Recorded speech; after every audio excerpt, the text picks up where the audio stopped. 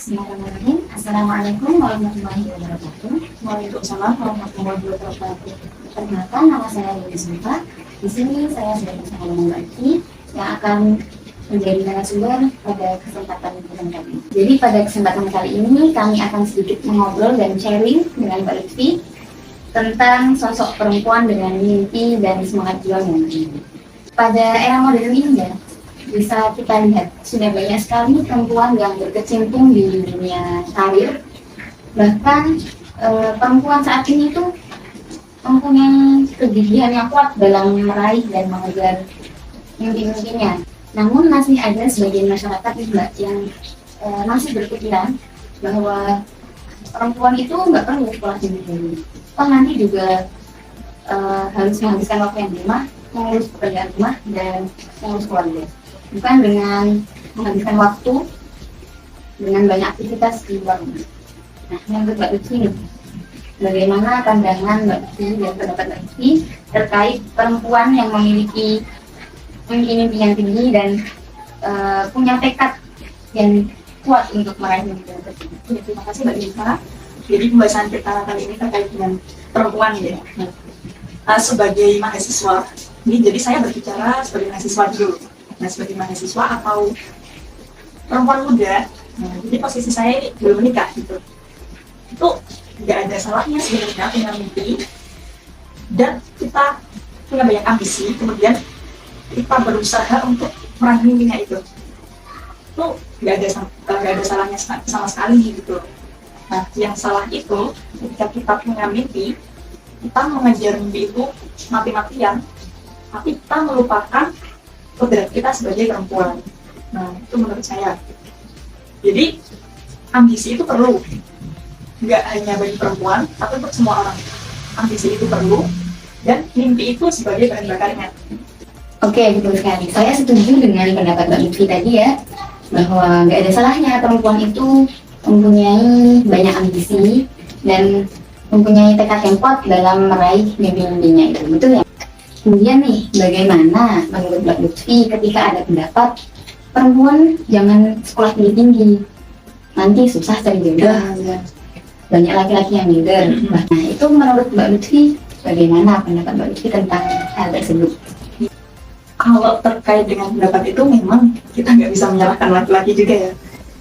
Ya sebenarnya kalau saya pribadi gitu, saya nggak mau diatur dengan doktrin seperti itu. Jadi kayak selagi saya nggak melakukan kesalahan gitu, maksudnya sebagai perempuan, saya nggak melanggar kewajiban saya dan saya memenuhi hak saya sebagai perempuan, itu saya ya tetap akan melakukan itu gitu. Nah, kemudian terkait dengan tadi laki-laki yang sebenarnya minder gitu ya, mungkin dia akan insecure gitu dengan kita. Nah, itu disalahkan juga nggak bisa sih sebenarnya. Justru selagi kita masih muda gini nih Mbak Dilta, selagi kita masih muda, kita masih ada banyak kesempatan untuk meraih banyak cita-cita gitu.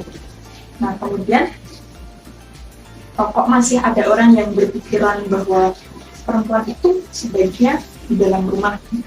Nah, ya memang peran utama seorang perempuan itu adalah kalau nggak salah itu mendampingi pasangan, betul ya. Nah, sebagai istri, sebagai ibu, dan mengurus rumah gitu. Nah, tapi sebagai wanita yang belum menikah gitu, itu menurut saya nggak salah kalau kita mau mengejar mimpi, asalkan masih punya prinsip gitu. Maksudnya gini, perempuan itu punya hak yang setara dengan laki-laki. Sebagai perempuan, kita harus menggali ilmu yang lebih dalam gitu. Maksudnya nggak hanya pendidikan formal yang kita kejar, tapi regulasi emosinya sebagai seorang perempuan itu kita harus manage dengan baik juga. Jadi jangan sampai kita menghancurkan ego laki-laki, egonya dia sebagai laki-laki gitu. Jadi kita harus tahu itu. Nah, jadi dia nggak akan merasa istilahnya terintimidasi sebagai orang laki-laki. Jadi ya kesimpulannya gini, untuk yang bisa terkait dengan laki-laki insecure gitu. Kalau ada laki-laki yang insecure dengan pendidikan kita, ini udah gak usah dipilih gitu. Iya kan? Iya. Jadi kita harus membranding diri sebagai perempuan yang istilahnya kalau zaman sekarang independen banget gitu. Tapi kita juga harus punya sisi feminin kita ketika kita bersama dengan partner gitu. Baik, jadi perempuan yang memiliki pendidikan yang tinggi itu bukan untuk menyaingi ya, benar ya Mbak, bukan untuk menyaingi pasangannya, tetapi ya memang betul kita harus membranding diri kita, membranding sebagai perempuan ya, kita harus mempunyai pendidikan yang tinggi, berwawasan luas.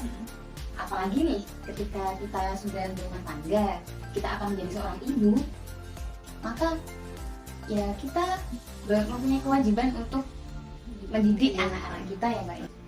Baik, tapi nih Mbak, saya pernah mendengar salah satu dawuh dari salah satu ulama kita ya, yaitu Kiai Haji Maimun Zubair, yang pernah mengatakan bahwa setinggi apapun pendidikan perempuan, karir terbaiknya adalah berdiam diri di dalam rumah. Dan yang itu tuh menjadi salah satu doktrin yang kuat dalam dunia kepesantrenan. Menurut Mbak Lutfi nih, yang juga sebagai seorang santri, bagaimana dalam menghadapi hal tersebut? Terkait dengan Daun Bangun ya, saya sangat setuju dengan Daun Bangun. Jadi peran perempuan sebagai istri dan seorang ibu, nah itu di dalam keluarga dan itu ya memang selayaknya perannya itu. Jadi maksudnya, jadi memang benar setinggi apapun pendidikannya, kan bukan berarti kita nggak diperbolehkan untuk mengejarnya itu kan setinggi apapun, tapi memang karir terbaiknya adalah berdiam diri di dalam rumah gitu. Jadi kembali lagi ke topik awal kita, sebelum kita menikah maka kejarlah apapun itu. Nah, karena setelah menikah nanti, ya itu tadi, nah itu sebenarnya sama dengan prinsip saya. Jadi saya berprinsip selagi saya ini masih ada banyak kesempatan, itu saya akan merealisasikan ambisi-ambisi saya gitu. Nah, jadi saya mencari, saya explore lebih dahulu sebelum menikah, untuk nanti ketika saya sudah menikah itu saya bisa melakukan apa gitu. Nah, jadi sebenarnya kan apa sih tujuan berpendidikan itu? Nah, jadi kan suatu saat itu kan nanti kita akan punya anak gitu. Nah, jadi sebagai seorang ibu, kita adalah istilahnya kalau dalam Islam itu sebagai madrasatul ula ya. Nah, jadi sekolah pertama bagi anak gitu. Nah, ketika kita nggak punya ilmunya, ketika kita nggak ada basic pendidikan apapun itu ya, itu bagaimana kita mau mendidik anak kita gitu? Kita mau didik dengan apa gitu? Kemudian terkait dengan pekerjaan, nah jadi sebelum menikah maksudnya ketika kita masih dalam perpinjangan mau ke jenjang yang lebih serius gitu, nah, kita benar-benar obrolin dengan pasangan kita. Ketika kita nanti sudah berumah tangga, nah itu nanti bagaimana posisi saya sebagai seorang istri, maksudnya dalam hal saya pengen melakukan apa, itu nanti gimana gitu pendapatnya dari partnernya gitu ya, apakah diperbolehkan atau enggak gitu. Kemudian kalau misal nggak diperbolehkan nih, nah itu apakah ada alternatif lain gitu. Nah, kebetulan banget kalau saya sendiri itu memang saya nggak ingin melakukan pekerjaan yang kayak terikat dengan apapun. Saya terikat dengan waktu, apalagi kemudian terikat dengan tempat, saya harus berhenti, saya harus begitu, itu saya nggak mau. Justru saya pengen tetap ada pekerjaan, tapi gimana saya membuat pekerjaan sendiri gitu. Nah, jadi bisa apa ya, istilahnya bisa disambi dengan melakukan pekerjaan di rumah, mengurus anak, itu ya Mbak, betul. Kan tujuan dari pekerja itu kan mendapat income ya. Nah, tujuan kan mendapat income gitu. Ya, ada pengalaman juga, tapi kan pengalaman itu kita dapat sebelum kita menikah gitu, harusnya gitu. Jadi ketika kita udah menikah itu kita udah punya banyak pengalaman. Nah, pengalaman itu nanti kita salurkan ke keluarga kita, ke anak kita terutama gitu. Nah, untuk income sendiri, kenapa? Padahal kan sebenarnya kita mendapat nafkah gitu dari laki-laki. Ya sebenarnya kan nggak salah juga ya. Kembali lagi tadi ke pembahasan yang surat An-Nisa tadi ya. Bahkan seorang Siti Khadijah pun beliau adalah seorang saudagar gitu, dan Kanjeng Nabi pun nggak melarang gitu, maksudnya. Masalahnya. Tapi ketika beliau sudah menjadi istrinya kanjeng Nabi, ya beliau tetap di rumah gitu, tapi dia kan tetap melakukan punya ini, maksudnya kayak punya pegangan gitu. Nah, jadi kayak ya kalau kita misalnya pengen sesuatu atau ada kebutuhan mendesak, itu kita udah ada pegangan sendiri gitu dari income itu gitu. Ya sebenarnya itu pilihan sih sebenarnya, mau bagaimana, maksudnya pengen tetap mencari pemasukan atau enggak untuk diri sendiri, itu sebenarnya pilihan. Dan selagi kita nggak melanggar kodrat kita sebagai seorang ibu dan sebagai seorang istri, itu nggak masalah juga gitu. Nah kalau saya sendiri memang saya pengen kayak saya explore terlebih dahulu sebelum menikah, semua apapun itu saya explore. Nah kemudian saya rintis sejak saat ini gitu. Ini ya masih berusaha sih. Jadi ketika saya sudah berumah tangga itu saya udah ada hasilnya gitu. Nah mungkin kayak bisa aja apalah pekerjaan. Jadi kan sekarang kan yang lebih banyak menghasilkan income itu kan lebih ke bisnis gitu kan ya. Nah, dan itu peluangnya sebenarnya banyak banget. Nah itu yang bisa kita lakukan buat perempuan gitu. Oke Mbak Lutfi. Jadi memang ya peran utama perempuan itu memang ada di dalam rumah ya. Tapi dengan adanya pendidikan dan pengalaman yang luas, maka perempuan itu akan punya peluang untuk menciptakan sebuah bisnis ya Mbak. Tanpa jadi perempuan di dalam rumah itu nggak sebatas mengerjakan pekerjaan rumah, mengurus anak, tapi juga punya kegiatan mungkin bisnis ya Mbak, bisnis sampingan, tanpa meninggalkan kewajiban kita sebagai seorang istri ya Mbak ya. Betul? Benar.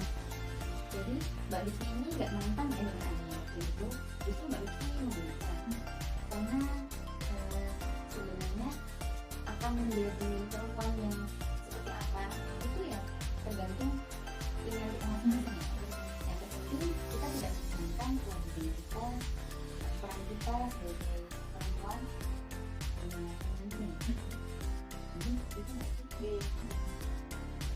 Oke, mungkin cukup sekian perbincangan kita kali ini. Ini sangat bermanfaat, memotivasi saya.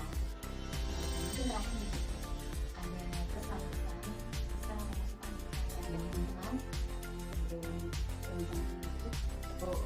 Atau pesan ya mungkin gini aja sih, selagi kita sebagai perempuan, selagi kita masih banyak kesempatan, maksudnya masih rajin gitu, ketika kita punya nikah, pokoknya apa namanya, gaspol aja gitu. Apapun itu gaspol aja, tapi tetap harus ada batas, maksudnya ya kalau boleh tahu batas, kita ini cuma makhluk gitu, jadi tetap harus terus mimpi dengan catatan gitu, dan berbakat gitu. Karena kalau kita nggak punya mimpi, ya apa punya hidup gitu. Kemudian ketika mencari partner juga, itu kita harus obrolin dulu, kan kita sebagai perempuan yang memutuskan untuk selama sebelum mandiri itu yang penting. Jadi bagaimana, apakah kita akan support atau gimana, tapi yang terpenting adalah kita yang tentukan masalah kita nanti, bahwa meskipun saya ini seperti ini, tapi saya akan menjadi dengan sebagai partner saya, sebagai saya juga, saya akan bertanggung penuh atas peran saya gitu. Nah, dan selama nanti dia melakukan kewajibannya tanpa tapi gitu maksudnya. Cuma seperti itu. Baik, terima kasih Mbak Lutfi sudah meluangkan waktunya pada kesempatan kali ini. Mungkin cukup sekian dari saya. Wassalamualaikum warahmatullahi wabarakatuh. Waalaikumsalam warahmatullahi wabarakatuh. Terima kasih. Ya, tenang sami-sami.